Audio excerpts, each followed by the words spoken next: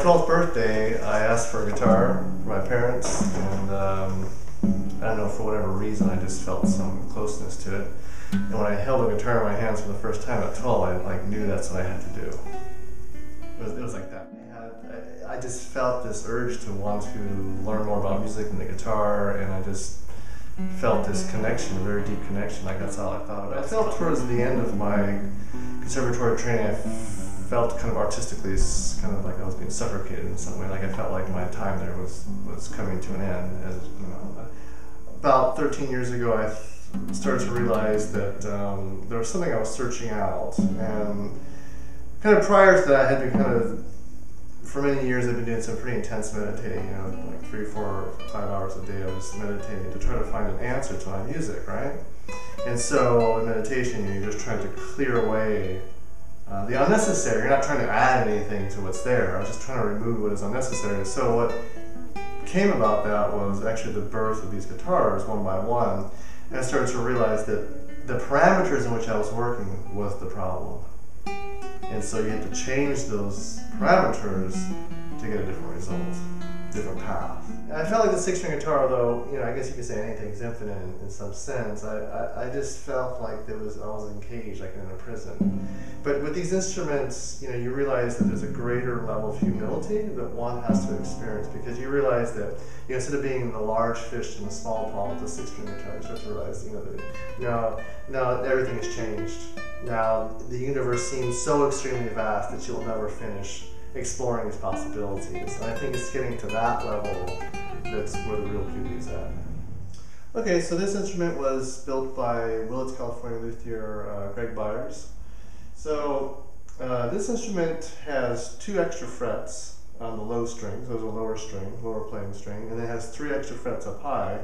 We also have this little sliding capo that we can stop the string within the first 5 frets. It has tremendous flexibility. So I decided to call this instrument extended 7-string, not just a 7-string guitar. So for example, you know, the melodic range is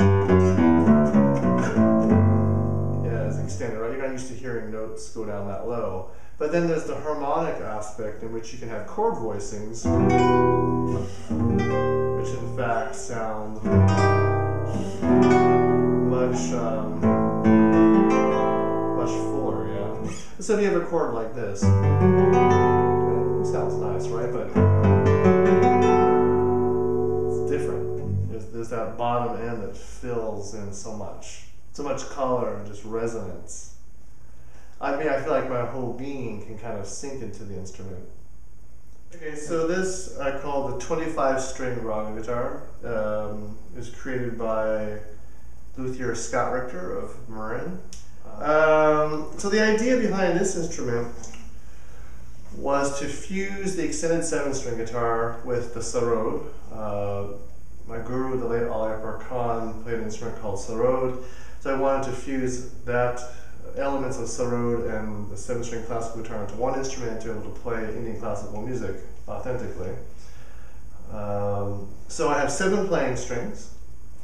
If you notice, the 7-string has the 2-fret extension, and the higher notes up here actually go up to 24 frets instead of 22. And there are, well, then there's the just intonation fingerboard, only 12-note octave and 5 of them at just intonation. 12 sympathetic strings that ring sympathetically.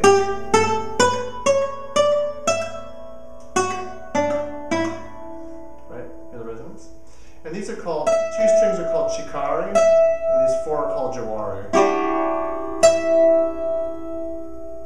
And they're found, so the sympathetics, the chikari, and the jawari are found on sarod and sitar and other Indian instruments. So that enables you to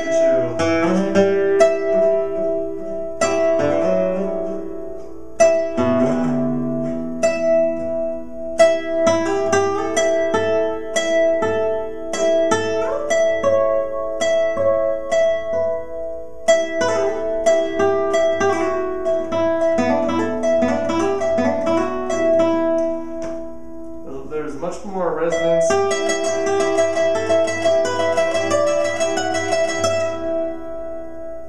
I think over the past 10 years I've worked rather extensively on the design of these guitars, refining them, understanding what they're about, and I feel that this has set the tone for what I have to accomplish in the rest of my life.